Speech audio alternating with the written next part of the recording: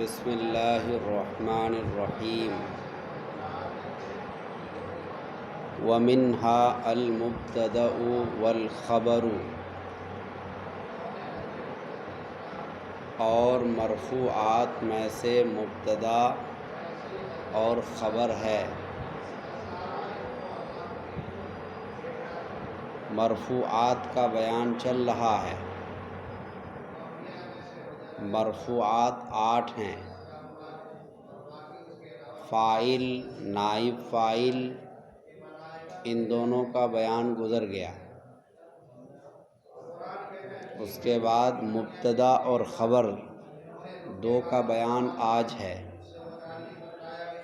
4 ہو گئے۔ اس کے بعد کانا کا اسم اور لائے نفی جنس کا اسم 6 ہو گئے۔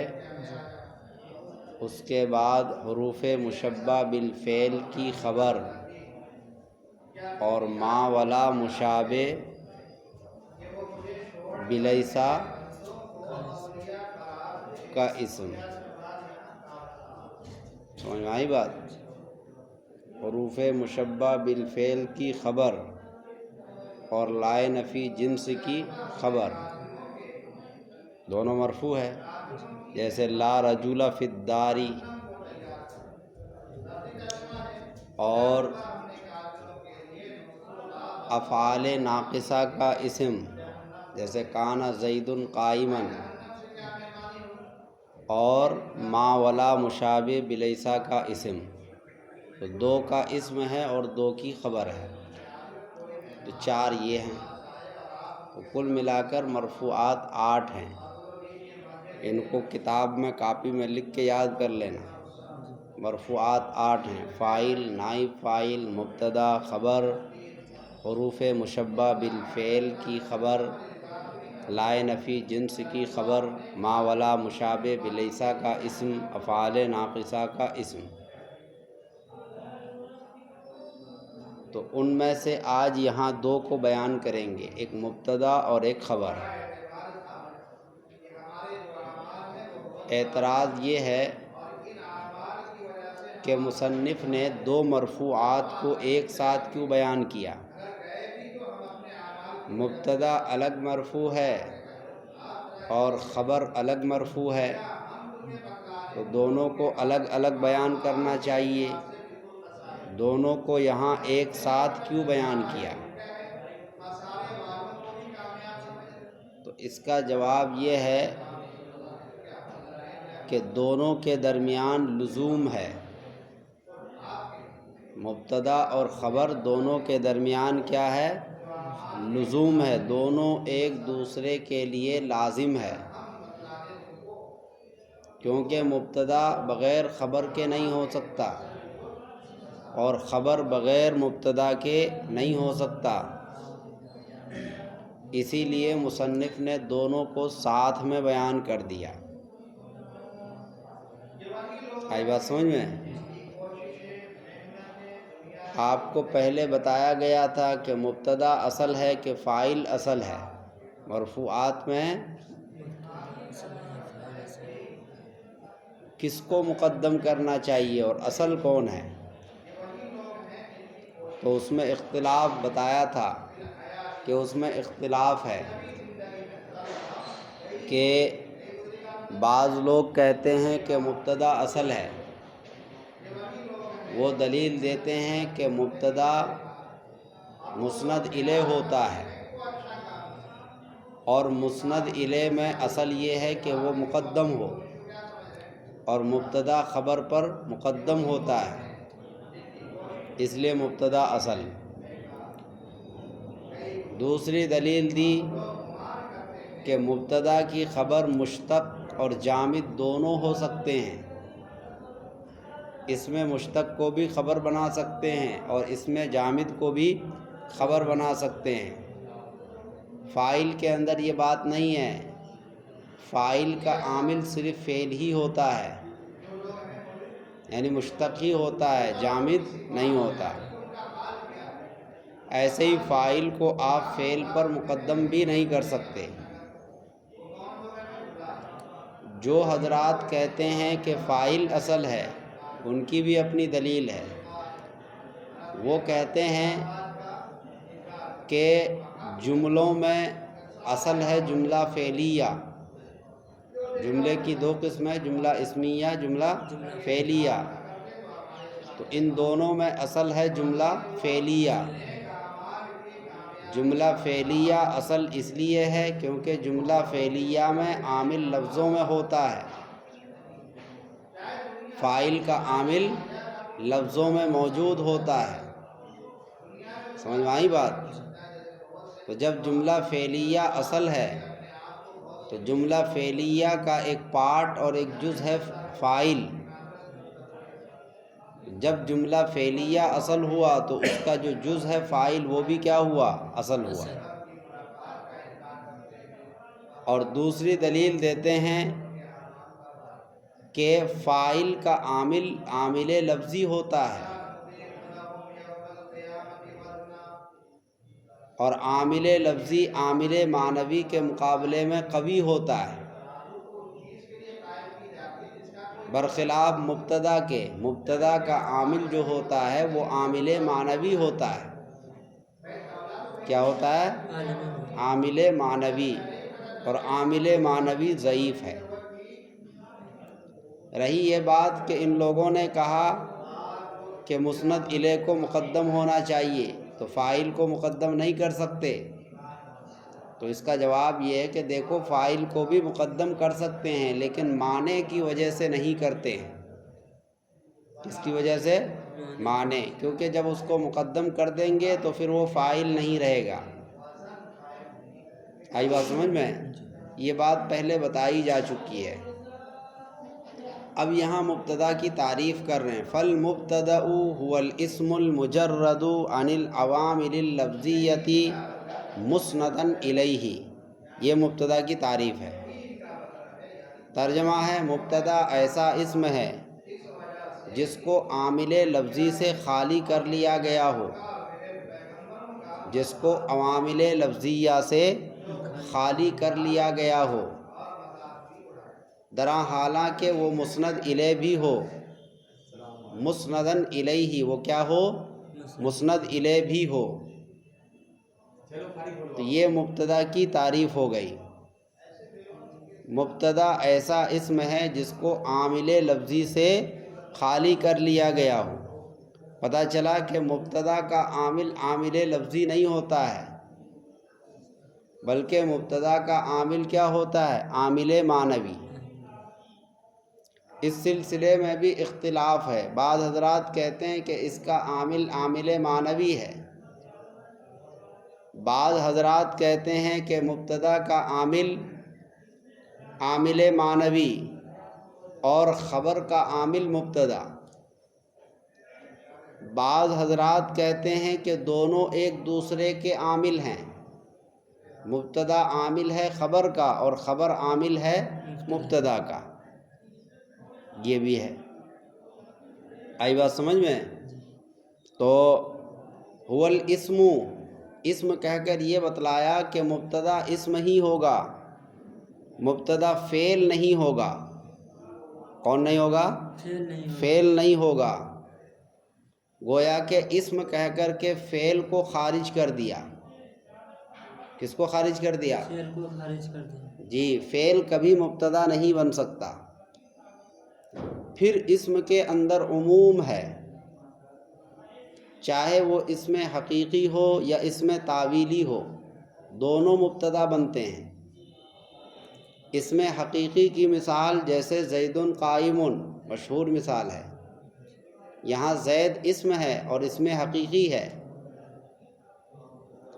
اور تعویلی کی مثال ہے ان تصوموا خیر لکم۔ کیا مثال ہے؟ ان تصوموا خیر لکم۔ دیکھو ان تصوموا، تصوموا فعل ہے اور ان مصدریہ اس کے شروع میں آ گیا، تو یہ فعل مصدر کی تعویل میں ہو کر مبتدا ہے، اور خیر لکم کیا ہے؟ خبر۔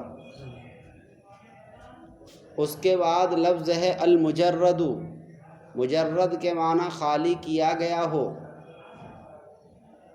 تو یہاں اعتراض ہوگا، خالی کرنے کا مطلب یہ ہے کہ اس پر عامل لفظی تھا، اس عامل لفظی سے مبتدا کو کیا کیا گیا ہے؟ خالی کیا گیا ہے، حالانکہ مبتدا پر کوئی عامل ہوتا ہی نہیں، مبتدا پر کوئی عامل ہوتا ہی نہیں ہے، تو پھر خالی کیسے کیا گیا؟ خالی کرنا تو جب ہوگا جب پہلے کوئی عامل رہا ہو، پھر اس عامل کو وہاں سے ہٹا دیا گیا ہو، تب خالی کرنا ہوگا۔ تو مبتدا پر پہلے سے کوئی عامل ہوتا ہی نہیں، وہ تو عامل لفظی سے خالی ہوتا ہے، تو خالی کیا گیا کا کیا مطلب؟ اس کا جواب یہ دیا کہ خالی کیا گیا یہ مجازن کہہ دیا گیا ہے، یہ مجازن کہہ دیا گیا ہے، ورنہ وہاں کوئی عامل ہے ہی نہیں۔ اس کے مثال جیسے کہا جاتا ہے ضیق فمل بئری، کنویں کے منہ کو تنگ کرو، ضیق فمل بئری، کنویں کے منہ کو تنگ کرو۔ جب کوئی آدمی کنواں کھود رہا ہوتا ہے تو اس سے کہا جاتا ہے کہ بھائی کنویں کا منہ تنگ کرنا، کنویں کا منہ زیادہ کشادہ نہیں ہونا چاہیے، اس کو تنگ رکھنا ہے، حالانکہ ابھی انہوں نے کنواں کھودا ہی نہیں، کنواں کھودنے سے پہلے ہی کہا جا رہا ہے کہ کنویں کا منہ کیا کرو؟ تنگ کرو، ابھی تو کھودا ہی نہیں، تو پھر پہلے سے کہنے کا کیا مطلب؟ تو اس کا مطلب یہ کہ بھائی اس طرح کنواں کھودنا کہ اس کا منہ بڑا نہ ہو جائے، چھوٹا ہی رہے۔ ایسے ہی یہاں پر عامل لفظی سے خالی کیا گیا، وہاں تو عامل ہے ہی نہیں، پھر خالی کیسے؟ مطلب یہ ہے کہ اس میں عامل لفظی ہوتا ہی نہیں ہے، اس میں عامل لفظی ہوتا ہی نہیں، وہ عامل لفظی سے خالی ہوتا ہے۔ کون؟ مبتدا۔ آئی بات سمجھ میں؟ العوامل یہ جمع مکسر ہے، عامل کی جمع ہے۔ کس کی جمع ہے؟ عامل کی جمع۔ اور جمع مکسر پر جب الف لام داخل ہو جائے تو اس کی جمعیت ختم ہو جاتی ہے، تو اس کا مطلب ہوا کہ ایک ایک عامل لفظی سے خالی ہونا چاہیے، ایک بھی عامل لفظی وہاں پر نہ ہو، تبھی مبتدا بنے گا۔ اگر عامل لفظی ہوگا تو مبتدا نہیں بنے گا۔ اس کے بعد کہا گیا مسندن الیہ، مسندن الیہ کہہ کر مبتدا کی قسم ثانی کو خارج کر دیا۔ کس کو؟ مبتدا کی قسم ثانی کو، کیونکہ مبتدا کی قسم ثانی جو ہے وہ مسند ہوتا ہے۔ مبتدا کی قسم ثانی کیا ہوتی ہے؟ مسند، وہ مسند الیہ نہیں ہوتی، اسی لیے اس کو خارج کر دیا۔ اب یہ تعریف جامع ہو گئی کہ مبتدا ایسا اسم ہے جو عوامل لفظیہ سے خالی ہو، حال یہ کہ وہ مسند الیہ بھی ہو۔ جیسے اس کی مثال زید قائم، میں زید مبتدا ہے اور عامل لفظی سے خالی ہے، اس پر کوئی عامل موجود نہیں ہے، ساتھ ساتھ وہ ترکیب میں مسند الیہ بھی ہے۔ کیا بھی ہے؟ مسند الیہ بھی۔ اس کے بعد آگے ہے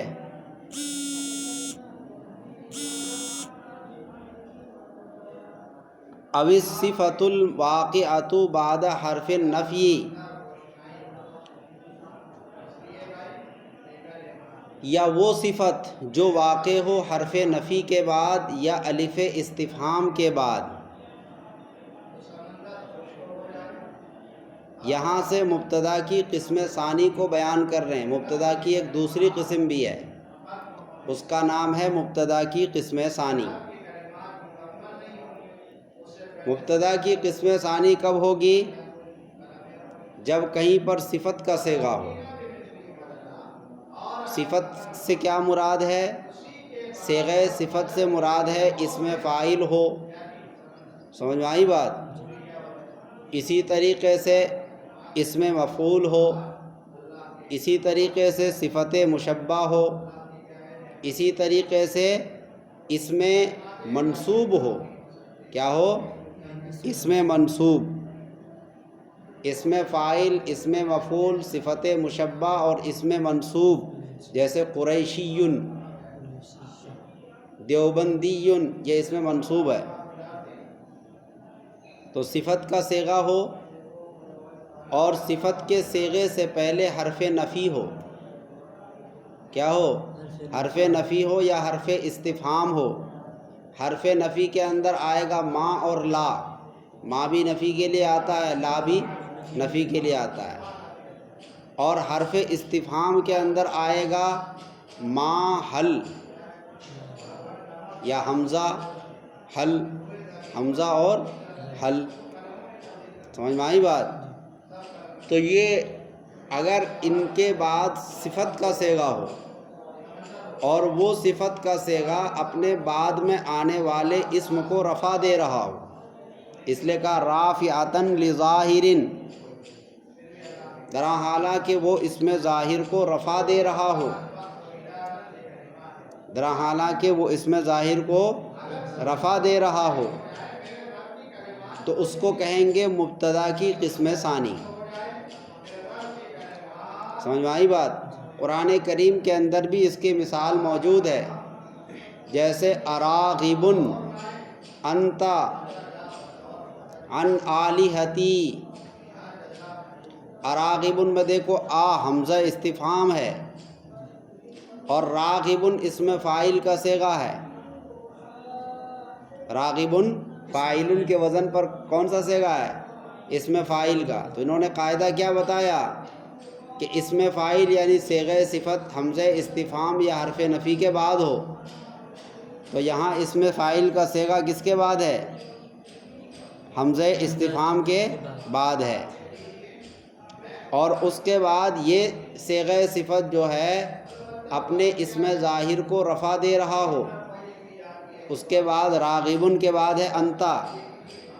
یہ انتا کیا ہے؟ اسم ظاہر ہے، مطلب اسم ضمیر ہے لیکن اسم ظاہر کی جگہ پر ہے. سمجھ میں آئی بات؟ تو یہ راغبن انتا ضمیر کو رفع دے رہا ہے.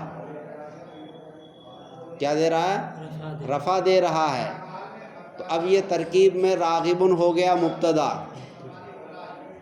ترغیب میں راغبن کیا ہوا؟ مبتدا، اور آگے جملہ جو ہے وہ خبر ہے. ایسے ہی یہاں ہے، مثال دی گئی زید قائم. یہ زید قائم مثال ہو گئی مبتدا اور خبر کی. اس میں یہ مبتدا کی قسم اول کی مثال ہوئی. قسم اول کا بیان یہاں تک ہے، الیہ تک. تو یہ مبتدا کی قسم اول کی مثال ہو گئی. کون سی؟ زید قائم. یہ مبتدا کی قسم اول ہے. اس کے بعد دوسری مثال ہے وما قائم الزیدانی اور اقائم الزیدانی. یہ دو مثالیں ہیں. یہ دونوں مثالیں مبتدا کی قسم ثانی کی ہیں. اور مبتدا کی قسم ثانی کا ذکر کہاں ہے؟ او الصفۃ الواقعۃ بعد حرف النفی او الف الاستفہام رافعۃ لظاہر. یہ ہے مبتدا کی قسم ثانی. آئی بات سمجھ میں؟ دیکھو یہاں پر ساری باتیں پائی جا رہی ہیں. سب سے پہلے کہا تھا کہ صیغہ صفت ہو، تو یہاں صیغہ صفت مثال میں ما قائم الزیدان کے اندر صیغہ صفت کون ہے؟ کون ہے صیغہ صفت؟ قائم. پھر دوسری بات کہی تھی کہ صیغہ صفت یا تو حرف نفی کے بعد ہو یا حرف استفہام کے بعد ہو. تو یہاں ما حرف نفی ہے. ما قائم الزیدان میں ما کیا ہے؟ حرف نفی ہے. تو صیغہ صفت کہاں ہے؟ حرف نفی کے بعد. تو دوسری بات بھی پائی گئی. تیسری بات رافعۃ لظاہر ہے کہ اس میں ظاہر کو کیا دے رہا ہو؟ رفع. تو دیکھو قائم آگے جو الزیدان ہے یہ الزیدان کو رفع دے رہا ہے. الزیدان کو کیا دے رہا ہے؟ رفع دے رہا ہے. تو اب یہ ترکیب میں مبتدا کی قسم ثانی ہے. چنانچہ اس کی ترکیب ہوگی ما نافیہ اور قائم صیغہ صفت، قائم مقام مبتدا، قائم صیغہ صفت قائم مقام مبتدا، اور الزیدانی فاعل قائم مقام خبر، یعنی یہ خبر کے قائم مقام ہے. تو مبتدا کون ہوا؟ قائم، اور خبر کون ہے؟ زیدان. تم تو جانتے ہو کہ مبتدا تو اسم ہوتا ہے، اور یہاں قائم تو اسم نہیں ہے، قائم کیا ہے؟ صیغہ صفت ہے. تو پھر یہ کیسے بن گیا مبتدا؟ اس کا جواب وہی کہ یہ مبتدا کی قسم ثانی ہے. یعنی مبتدا کی دو قسمیں ہیں، ایک وہ ہے جو اوپر آ گیا، اور ایک یہ ہے جو نیچے ہے. سمجھ میں آئی بات؟ اوپر جو مبتدا ہے اس میں مبتدا کا اسم فاعل نہیں ہوتا ہے. مبتدا کا اسم جو ہوتا ہے، یعنی مبتدا جو ہوتا ہے وہ اسم فاعل نہیں ہوتا، بلکہ وہ کیا ہوتا ہے؟ اسم جامد ہوتا ہے، مسند الیہ ہوگا وہ. آئی بات سمجھ میں؟ اور مبتدا کی قسم ثانی میں جو ہے مبتدا کون بنے گا؟ صیغہ صفت. اب صیغہ صفت چاہے اسم فاعل ہو جیسے قائم، چاہے اسم مفعول ہو، چاہے کیا ہو؟ اسم مفعول کو بھی آپ جو ہے کیا بنا سکتے ہیں؟ بنا سکتے ہیں مبتدا. سمجھ میں آئی بات؟ جیسے آپ جو ہے مثال بنا سکتے ہیں امفعول زید، امفعول یا امکرم زید. امکرم زید میں مکرم کیا ہوگا؟ صیغہ صفت قائم مقام مبتدا، یعنی قائم مقام فعل، قائم مقام فعل، قائم مقام مبتدا، فعل مجہول کے درجے میں ہوتا ہے اسم مفعول. تو یہ مبتدا کے قائم مقام ہے. اور زیدن جو ہے وہ نائب فاعل ہے، قائم مقام خبر. سمجھ میں آئی بات؟ ایسے دوسری مثال ہے اقائم الزیدانی. یہاں پر دیکھو قائم صیغہ صفت ہے، اور انہوں نے کیا کہا تھا کہ صیغہ صفت ہو حمزہ نفی، حرف نفی کے بعد، حرف نفی کی مثال آ گئی ما. دوسری شرط کیا بیان کی تھی کہ حمزہ استفہام کے بعد ہو. استفہام میں صرف حمزہ نہیں آئے گا، استفہام میں حل بھی آ سکتا ہے. ما حل، ما بھی آ سکتا ہے، حل بھی آ سکتا ہے، ما استفہامیہ بھی ہوتا ہے. سمجھ میں آئی بات؟ اقائم الزیدان دیکھو یہاں قائم صیغہ صفت ہے اور اس سے پہلے حمزہ استفہام ہے، تو قائم ترکیب میں کیا ہوا؟ مبتدا. اور الزیدانی ترکیب میں کیا ہے؟ خبر. یعنی اصل میں یہ فاعل ہے، قائم مقام خبر ہے. اصل میں کیا ہے؟ یہ فاعل، لیکن خبر کے قائم مقام ہے. آئی بات سمجھ میں؟ اس کے بعد آگے کہا گیا فَإِن طَابَقَتْ مُفْرَدًا جَازَ الْأَمْرَانِ. اگر صیغہ صفت مفرد ہونے کے اعتبار سے مطابق ہو جائے تو دو صورتیں جائز ہیں. صیغہ صفت یعنی اسم فاعل، اسم مفعول، صفت مشبہ، یہ صیغہ صفت مفرد ہونے میں مطابق ہو جائے. مفرد ہونے کا مطلب یہ کہ صیغہ صفت بھی مفرد ہو اور کون بھی مفرد ہو، اس کا جو اسم ہے، اس کا جو اسم ہے وہ بھی کیا ہو؟ مفرد ہو. دونوں مفرد ہو جائیں تو اس صورت میں دو ترکیبیں جائز ہیں. جاز الامران، دو چیزیں جائز ہیں، یعنی دو ترکیبیں جائز ہیں. جیسے اس کی مثال بنے گی ما قائم زیدن. دیکھو قائم بھی مفرد اور زیدن بھی کیا ہے؟ مفرد. دونوں مفرد ہو گئے. مفرد ہونے میں دونوں کیا ہو گئے؟ مطابق. اب یہاں دو ترکیبیں جائز ہیں. آپ آپ یہ بھی کہہ سکتے ہیں کہ قائم مبتدا اور زید خبر، اور آپ یہ بھی کہہ سکتے ہیں کہ قائم خبر مقدم اور زید مبتدا مؤخر. دو ترکیبیں ہیں یہاں، سمجھ میں آئی بات؟ لیکن اگر مطابق نہ ہو بلکہ دونوں مخالف ہوں، مثلا صیغہ صفت مفرد ہو اور اس میں ظاہر جو ہو وہ تثنیہ ہو یا جمع ہو، اس میں ظاہر جو ہو وہ کیا ہو؟ تثنیہ ہو یا جمع ہو. جیسے یہاں پر ہے ما قائم الزیدانی، یہاں پر صیغہ صفت کیا ہے؟ مفرد ہے، اور اس میں ظاہر کیا ہے؟ تثنیہ ہے. آئی بات سمجھ میں؟ تو یہ تو مبتدا کی قسم ثانی والی مثال ہو گئی. اور اگر اس کا الٹا ہو جائے، الٹا کیا؟ کہ صیغہ صفت جمع ہو، صیغہ صفت کیا ہو؟ جمع ہو، اور اس میں ظاہر کیا ہو؟ مفرد ہو، تو عبارت کیا ہوگی؟ ما قائمون زید، ما قائمون زید یا ما قائمانی زید، تثنیہ ہو یا جمع ہو. تو اس صورت میں آپ جو ہے کیا کریں گے؟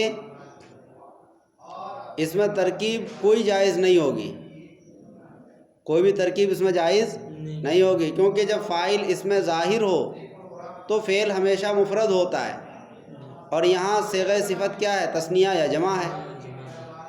جیسے ما قائمان زید اور ما قائمون زید، تو زید تو اس کا فاعل ہے اگرچہ خبر کے درجے میں، لیکن حقیقت میں کیا ہے؟ فاعل ہے، اور فاعل جب اس میں ظاہر ہو تو فعل مفرد ہوتا ہے. یہاں تو تثنیہ یا جمع ہے، اس لیے یہاں کوئی ترکیب نہیں ہوگی. ہاں اگر دونوں تثنیہ اور دونوں جمع ہوں، دونوں تثنیہ دونوں جمع، جیسے ما قائمانی زیدانی دونوں تثنیہ، ما قائمون زیدون دونوں کیا ہیں؟ جمع. تو اب اس صورت میں ترکیب ہوگی خبر مقدم مبتدا مؤخر، قائمانی خبر مقدم اور زیدانی کیا؟ مبتدا مؤخر. ایسے ہی قائمون خبر مقدم اور زیدون کیا؟ مبتدا مؤخر. کیوں؟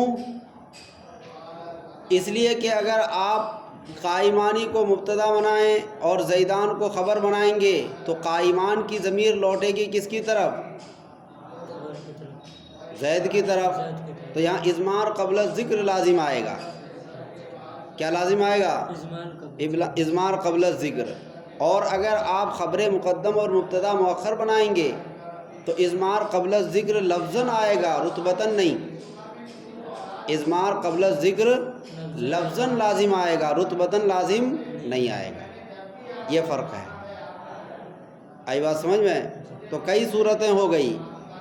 ایک صورت یہ ہے کہ دونوں مفرد ہوں، صیغہ صفت بھی مفرد اور اس میں ظاہر بھی کیا؟ مفرد.